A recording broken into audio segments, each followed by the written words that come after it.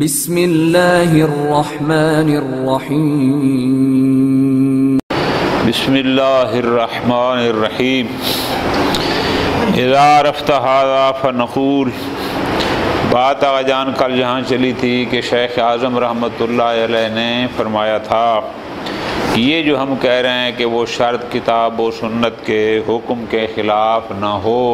اس سے ہماری مراد کون سا حکم؟ انہوں نے کہا تھا وہ حکم جو موضوع کی تبدیلی سے تبدیل نہیں ہو، جو حتمی حکم کے خلاف نہ ہو۔ توضیح و ذالکہ میں گزارش کی تھی چونکہ احکام دو قسم کے ہوتے ہیں، بعض ہیں کہ جو موضوع کے بدلنے سے بدل جاتے ہیں، جیسے مستحبات ہو گئے، جیسے مباحات ہو گئے، اس کی مثالیں بڑی واضح ہیں، اور بعض یہ ہیں کہ وہ حکم حتمی ہوتے ہیں، اگر موضوع میں کوئی صفت عارض اور ہو بھی جائے تو اس طرح وہ تبدیل نہیں ہوتے۔ اب فرماتے ہیں اذا عرفت ھذا، کہ جب بات طے ہو گئی کہ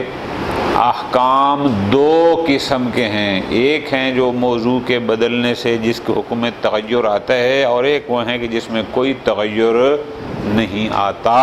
جب یہ طے ہو گیا، آج کا درس ہمارا یہاں سے شروع ہوگا۔ تو پس اب فرماتے ہیں اگر کوئی ایسی شرط کسی عقد میں رکھ دی جائے کہ جس کے وہ اس حکم کے مخالف ہو جو حکم موضوع کے متغیر ہونے سے بدل جاتا ہے، کہ وہ حکم ایک خاص موضوع کے ساتھ مختص ہوتا ہے، اگر موضوع میں تبدیلی ہوگی تو وہ حکم بھی بدل جائے گا۔ مثالیں آگے جان وہی ہیں جو آپ توضیح سے پڑھتے آ رہے ہیں کہ نماز عشاء پڑھنا مستحب ہے لیکن والد کہے گا تو پھر واجب ہو جائے گی، جماعت کے ساتھ پڑھنا مستحب ہے اگر والد کہے گا تو واجب ہو جائے گی، الی آخری۔ فرماتے ہیں پس یہاں پر بھی علی القاعدہ اگر متن عقد میں کوئی ایسی شرط لگائی جاتی ہے جو اس حکم کے خلاف ہو کہ جو حکم موضوع کے متغیر ہونے سے متغیر ہو جاتا ہے، تو پھر اس میں کوئی تنافی نہیں ہونی چاہیے۔ کیوں؟ کیونکہ قرآن میں یا سنت میں حکم تھا کہ یہ حکم اس موضوع کے ساتھ خاص ہے، اب جب موضوع بدل جائے گا، کوئی شرط لگا دی جاتی ہے، موضوع بدل جاتا ہے، تو پھر حکم اگر بدل جاتا ہے تو ان کے درمیان کوئی تنافی۔ مثال بہت آسان ہے آگے جان، یہ دیکھیں نا،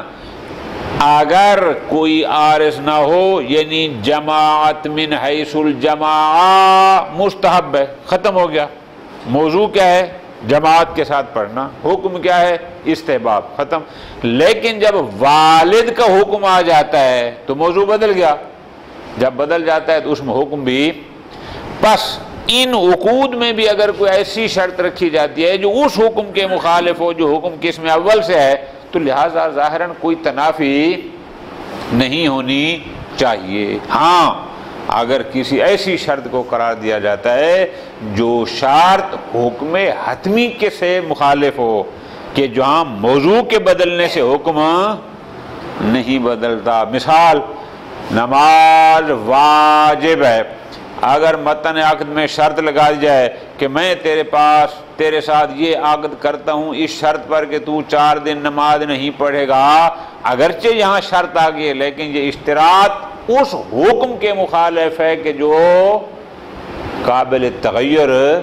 نہیں ہے۔ اب یہ نہیں کہ اگر بغیر شرط نہ ہوتی تو نماز واجب تھی، اب چونکہ نہ پڑھنے کی شرط آ گئی ہے، موضوع بدل گیا ہے لہذا حکم بدل جائے گا، نہ، یہ حکم ان احکام میں سے نہیں ہے کہ جس میں کوئی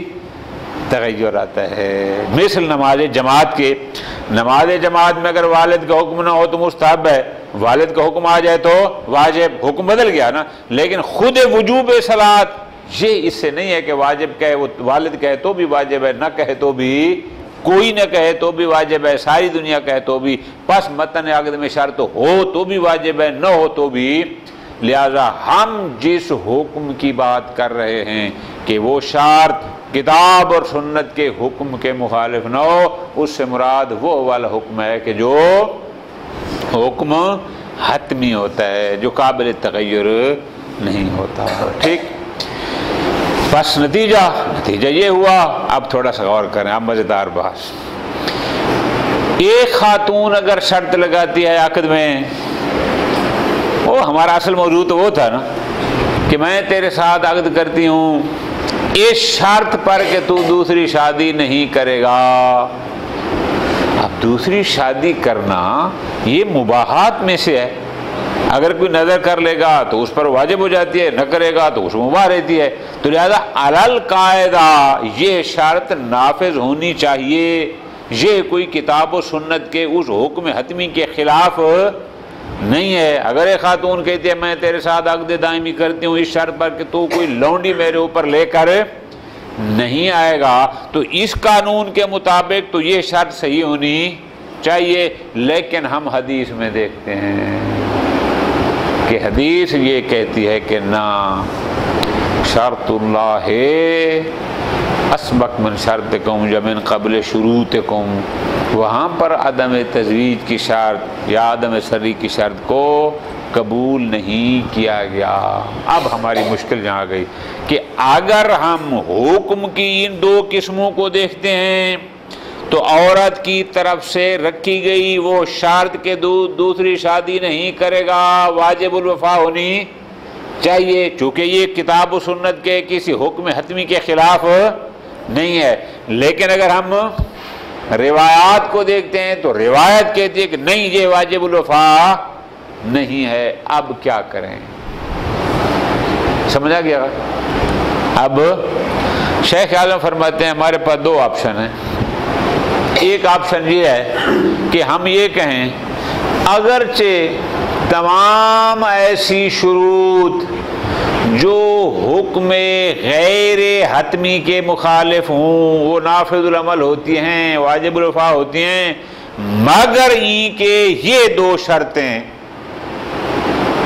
حکم خاص کی بنیاد پر اس سے خارج ہیں.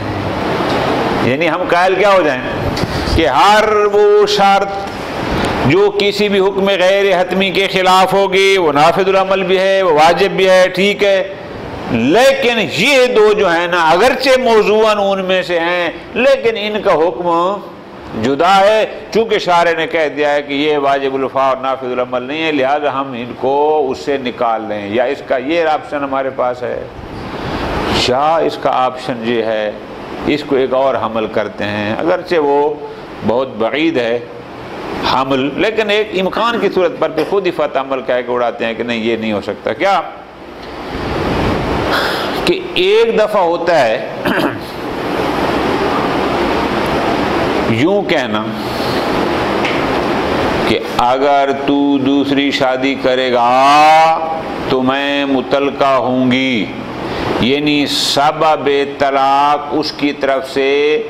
انشاء ایقاع نہ ہو بلکہ وہی تزویج ثانی خود ڈائریکٹ سبب بن جائے. کس کا؟ طلاق کا. بس جو ہی شادی کی وہ مطلقہ ہو گئی. ہم عمل کریں کہ اصل میں حدیث میں یہ کہا جا رہا ہے کہ خود شادی کرنا یہ سبب طلاق نہیں ہے. کہ اگر خود یعنی بس جو ہی اس نے شادی کی ادھر وہ ہو گئی مطلقہ، اس پر عمل کریں کہ حدیث اس کے بارے میں کہہ رہی ہے کہ اس سے عورت کے ساتھ طلاق نہیں ہوتی، اس سے کوئی جدائی، یہ کہا جا رہا ہے. لیکن اگر تھوڑا پیچھے بیٹھ جا یار، لیکن اگر یہ ہو کہ شرط قرار دیا ہو کہ اگر تو نے دوسری شادی کی، ذرا توجہ کے ساتھ، اگر تو نے دوسری شادی کی تو میں مطلقہ ہوں گی سے مراد کیا؟ یعنی تو انشاء ایقاع صیغہ طلاق کرے گا، تیرے اوپر لازم ہے کہ تو مجھے طلاق دے، یعنی سبب طلاق کا انشاء کرے گا. اگر ایسا ہے تو پھر یہ نافذ العمل ہوگی. اگر خود شادی کرنا سبب ہو تو وہ نہیں. یا پھر ہم اس حدیث کو عمل کریں اس پر. اور یہ جو دوسرا عمل ہے اس پر ہمارے پاس ایک روایت بھی موجود ہے جس روایت سے یہ تاثر ملتا ہے کہ اگر اس نے ایسی کوئی شرط رکھی ہوگی تو وہ لازم الوفا ہوگی. یہ بحث جہاں پر مکمل ہوگی. اگلی بات وہ ہے ہی سرے سے علیحدہ اور اگلا حصہ. اذا عرفت ھذا، حکم کی ہو گیا جان دو قسمیں. بعض احکام ہوتے ہیں جو موضوع کے بدلنے سے بدل جاتے ہیں، بعض ایسے ہیں جو موضوع کے بدلنے سے نہیں بدلتے. اب فرماتے ہیں الشرط اذا ورد علی ما کان من کبیر الاول، اگر شرط ہو پہلی قسم سے، یعنی ایسی شرط ہو جو اس حکم کے مخالف ہو جو حکم موضوع کے بدلنے سے بدل جاتا ہے. لم یکن الالتزام بذالک مخالفا للکتاب، تو ایسی شرط مخالف کتاب نہیں کہلائے گی، لہذا وہ واجب الوفا ہوگی. کیوں؟ اذ المفروض انہ لا تنافی بین حکم ذالک الشیء فی الکتاب والسنہ وبین دلیل الالتزام بالشرط ووجوب، اس لیے کہ اگر ایک طرف حکم کتاب اور سنت ہے لیکن حکم ایسا ہے جو موضوع کے بدلنے سے بدل جاتا ہے، اور دوسری طرف کون سی ہے؟ دوسری طرف کہتے ہیں کہ المؤمنون عند شروطہم، بس ان کے درمیان کوئی تنافی، اس لیے کہ جب شرط آ جائے گی تو شرط کی وجہ سے موضوع بدل جائے گا، جب بدل جائے گا تو اس کا حکم بھی بدل جائے گا، لہذا ان میں کوئی تنافی نہیں. وَإِذَا وَرَدَ عَلَى مَا كَانَ إِذَا كَانَ عَلَى مَا كَانَ مِنْ قَبِيلِ الثَّانِي، لیکن اگر شرط ایسی ہو کہ جو قبیل ثانی یعنی اس حکم کے خلاف ہو کہ جو حکم حتمی ہوتا ہے، جو موضوع کے بدلنے سے تبدیل نہیں ہوتا، تو ایسی شرط کا التزام یقیناً کتاب و سنت کے خلاف ہوگا. نتیجہ کیا ہوگا؟ وہ واجب الوفا بھی نہیں ہوگی. یہاں آقا جان بات ختم ہوگی. ایک سطر بنتی ہے خلاصہ کیا؟ کہ ہم جو کہہ رہے ہیں کہ ایسی شرط صحیح نہیں ہے جو کتاب و سنت کے حکم کے خلاف ہو، حکم سے مراد ہماری حکم حتمی ہے کہ جو موضوع کے تبدیل ہونے سے تبدیل نہیں ہوتا. ختم ہوگی بات. اب آگے فرماتے ہیں وَلَكِنَّ ظَاهِرَ مَوْرِدِ بَعْضِ الْأَخْبَارِ الْمُتَقَدِّمَةِ مِنْ كَبِيرِ الْأَوَّلِ، لیکن ہم روایات کو دیکھیں. روایات میں کیا تھا کہ خاتون نے کہا تھا میں تیرے ساتھ شادی کرتی ہوں، شرط یہ ہے کہ تو دوسری شادی نہیں کرے گا. دوسری شادی نہ کرنا اپنے اصل موضوع کے لحاظ سے جائز تھا، مباح تھا، ٹھیک ہے جی. لیکن جب شرط آ جائے گی تو موضوع بدل جائے گا، جب بدل جائے گا تو حکم بھی بدل جانا چاہیے. تو فرماتے ہیں کہ ترک تزویج و ترک تسری فإنہما، ترک تزویج دوسری شادی نہ کرنا، ترک تسری یعنی کسی اور لونڈی کو اپنی لذت کے لیے نہ لینا، یہ دونوں مباحان من انفسہما، ذاتی طور پر یہ دونوں مباح ہیں، اس میں کوئی حرج نہیں. فلا ینافی ذالک لزومہما بواسطۃ، پس اگر کوئی عنوان خارجی آ جاتا ہے جیسے شرط ہو جاتی ہے کسی عقد لازم میں، اگر شرط آ گئی تو پھر کیا حرج ہے کہ ہم یہ کہیں کہ اس کی کوئی منافات نہیں، اب یہ مباح نہیں رہے گا بلکہ لازم ہو جائے گا. مثلا کال حال، اگر ایک بندہ خود ہی قسم شرعی اٹھا لیتا ہے کہ میں کسی لونڈی کو اپنی لذت کے لیے نہیں لاؤں گا، تو اب اس پر لازم ہے، جائز نہیں ہوگا، یہ شادی نہیں کروں گا وغیرہ. وشرط وامر سید یا والد کہتے ہیں خبردار یہ شادی نہ کرو، تو جو عدم تزویج مباح تھی اب وہ حرام ہو جائے گی مثال کے طور پر الاخر. اچھا، تو اب مسئلہ یہ ہے، ہم واپس اسی حدیث میں جائیں گے کہ اس قاعدے اور قانون کی روشنی میں تو عدم تزویج کی شرط لازم الوفا ہونی چاہیے، ٹھیک ہے جی. لیکن حدیثوں میں دیکھتے ہیں، حدیث کہتی ہیں کہ نہیں، یہ واجب الوفا نہیں ہے. اب کیا کریں کہ ہم اس قانون کو سامنے رکھیں کہ ہر وہ شرط جو حکم غیر حتمی کی مخالف ہو وہ لازم الوفا ہوتی ہے، لیکن ہم ادھر دیکھتے ہیں کہ عدم تزویج ایک ایسے حکم کے خلاف ہے جو لازم الوفا نہیں ہے، وہ اپنا حکم غیر حتمی کے خلاف ہے، لیکن حدیث کہتی ہے کہ وہ شرط واجب الوفا نہیں. اب کیا کریں؟ فَيَجِبُ إِمَّا، فرماتے ہیں ہمارے پاس دو آپشن ہیں. تو اب اس حدیث کے بارے میں ہم نے کیا کرنا ہے؟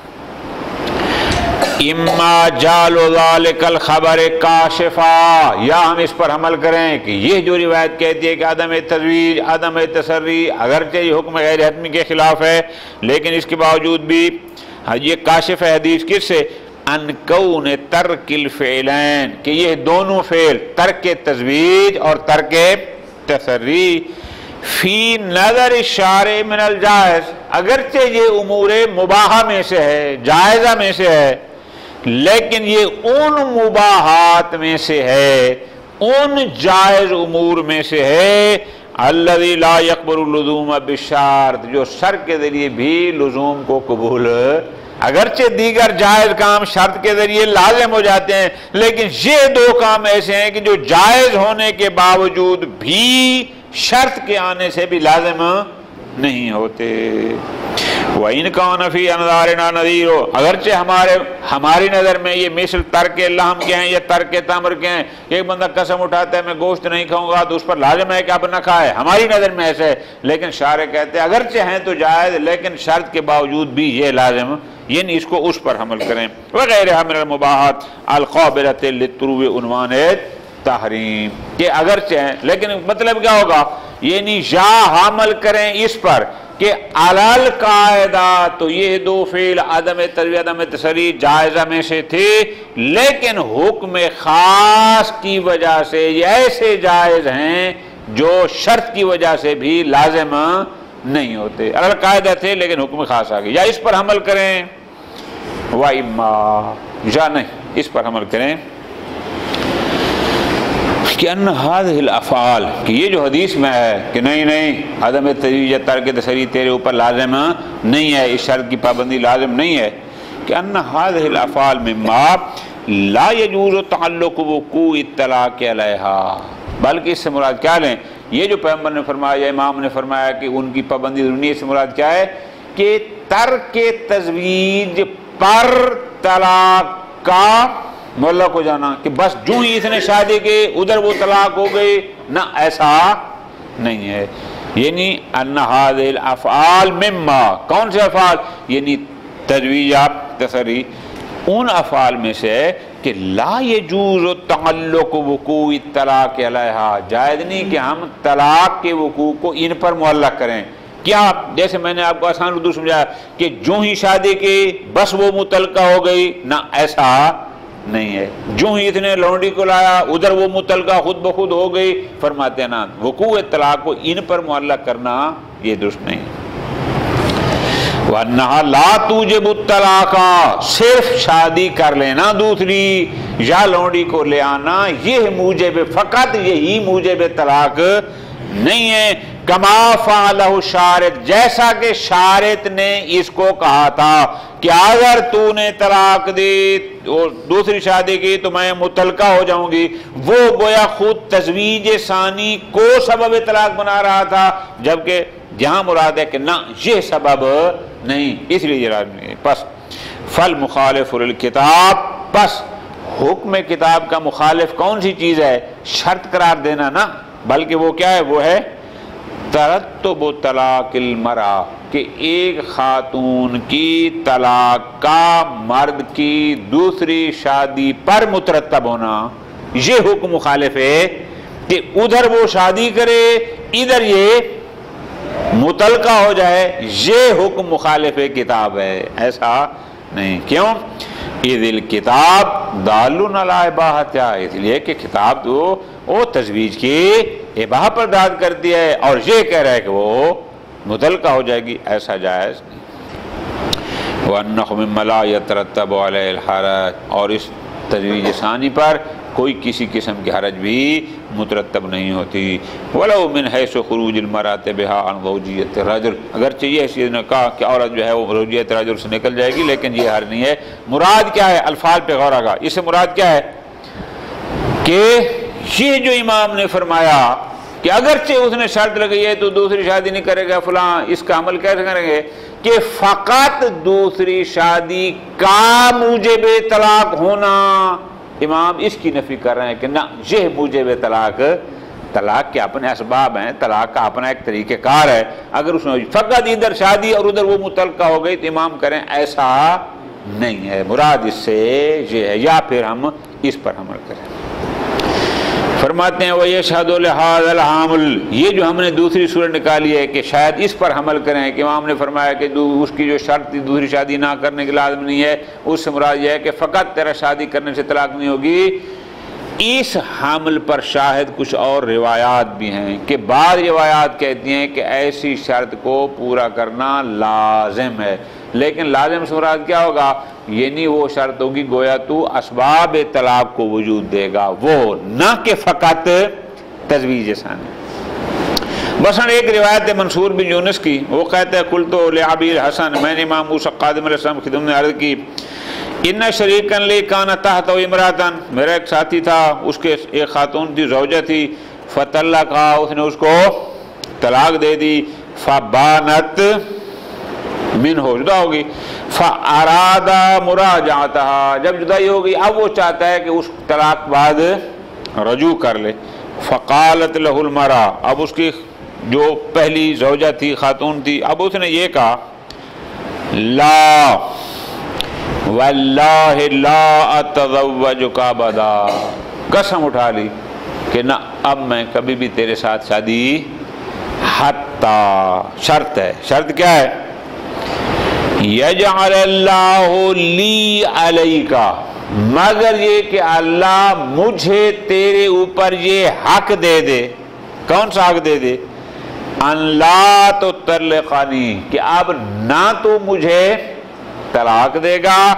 ولا تتزوج علی، اور نہ ہی تو میرے اوپر کوئی اور، اب ذرا توجہ کرنا ہے، یعنی یہ رجوع کرنا چاہتا ہے۔ اس خاتون نے دو شرطیں لگا دی، پہلی شرط تو مجھے طلاق نہیں دے گا، دوسری شرط تو دوسری شادی بھی نہیں کرے گا، مفہوم یہ ہے اس کا۔ اب اس نے لگا دی یہ دو شرطیں۔ قال، امام نے فرمایا قد فعل، کیا اس بندے نے یہ شرطیں قبول کر لیں؟ قلت نعم، میں نے کہا جناب بالکل اس نے شرطیں قبول کر لیں، جعل اللہ فداک۔ قال، امام نے فرمایا بئس ما صنع، اور اس بندے نے غلط کیا ہے، برا کیا ہے جو اس نے ان شرطوں کو قبول کیا ہے۔ اچھا، ما کان یدری ما یقع فی قلبہ باللیل والنہار، اس کو کیا پتا کہ آنے والے دن راتوں میں اس کے دل میں کیا ہوگی، اس وقت اس نے قبول کر لیا، لیکن آنے والے دنوں میں اس کے دل میں کیا ہوگا اس کو تو وہ بندہ نہیں جانتا تھا۔ پھر امام نے فرمایا اما الآن، اب اس نے شرط قبول کر لی ہے، فقل لہ، تو جا اور اس بندے کو میری طرف سے پیغام دے، کیا پیغام دے؟ فَلْيَتِمَّ لِلْمَرْأَةِ شَرْطَهَا، وہ جو تو نے شرطیں قبول کی تھیں کہ طلاق نہیں دے گا، دوسری شادی نہیں کرے گا، ان شرائط کو پورا کرو۔ کیوں؟ اس لیے کہ پیغمبر اکرم کا فرمان ذیشان ہے المسلمون عندہ شروطیں۔ اب اگر تھوڑا سا مزہ لینا اس کا اپنے کفایہ کے لیول کے مطابق، تو ان دو باتوں میں فرق کیا ہے؟ ایک دفعہ ہے تو طلاق نہیں دے گا، یعنی باقاعدہ انشاء صیغہ طلاق نہیں کرے گا، جو اسباب ہوتا ہے کہ ان کو وجود میں نہیں دے گا، یہ اور چیز ہے۔ اور ایک ہوتا ہے کہ نہیں جو ہی تو شادی کرے بس میں متعلقہ ہو جاؤں گی، یہ اور چیز ہے۔ تو ہم شاید اس کو عمل کریں کہ جہاں امام نے کہا ہے کہ وہ شرط واجب الوفا نہیں، اس کا مطلب یہ ہے کہ اس کے شادی کرنے سے وہ عورت طلاق نہیں ہو، متعلقہ نہیں ہو جائے گی، لیکن ہم عمل کریں کہ نہیں اسباب پر ہو تو پھر کوئی نہیں۔ جیسے یہ روایت بھی بھئی بتا رہے کہ تو طلاق نہیں دے گا، یہ نہیں کہہ رہی کہ میں متعلقہ ہو جاؤں گی، طلاق نہ دینا ہو رہا ہے۔ خوب فَيُمْكِنُ حَمْلُ روایت محمد بن قیس علی ارادتہ، تو پس اس سے بھی کہ جو امام نے اس میں روایت میں کہا تھا عیاشی میں کیا کہ نہیں وہ عدم تزویج عدم تسری والی شرط واجب الوفا نہیں، اس سے مراد کیا ہے؟ علی ارادت عدم سببیت للطلاق بحکم شرع، کہ عورت کے اپنے متعلقہ ہونے کی کو شرط قرار دینے سے یہ سبب طلاق نہیں بنتا، بلکہ طلاق کے اسباب کچھ اور ہوتے ہیں جن کو پورا کرنا پڑتا ہے۔ لیکن پھر کہتے ہیں فتعمل، کہ شاید یہ حمل بھی بعید ہو۔ بعید کیوں ہو؟ اس لیے کہ اس میں تو واضح ہے، اس نے کہا تھا کیا کہ اگر ایسا ہوا اس میں اگر تو نے شادی کی تو میں متعلقہ ہو جاؤں گی، تو اب وہ واضح کہہ رہی ہے کہ اب ظاہر متعلقہ کے لیے انت طالق کہنا پڑتا ہے، جو کچھ کہنا پڑتا ہے وہ دونوں صورتوں کو شامل تھی، لہذا یہ حمل بعید ہے۔ تو پس ہمارے پاس اگر کوئی آپشن بچ جاتا ہے تو وہی پہلا آپشن، کیا کہ ہم کہیں کہ علل قاعدہ تو یہ شرط واجب الفا تھی، لیکن حکم خاص آ گیا جس نے کہا کہ نہیں نہیں یہ دو کام واجب الفا ان مباحات میں سے نہیں ہیں کہ جو شرط کی وجہ سے بھی لازم ہو جاتے ہیں۔ صلی اللہ علیہ محمد وعلیہ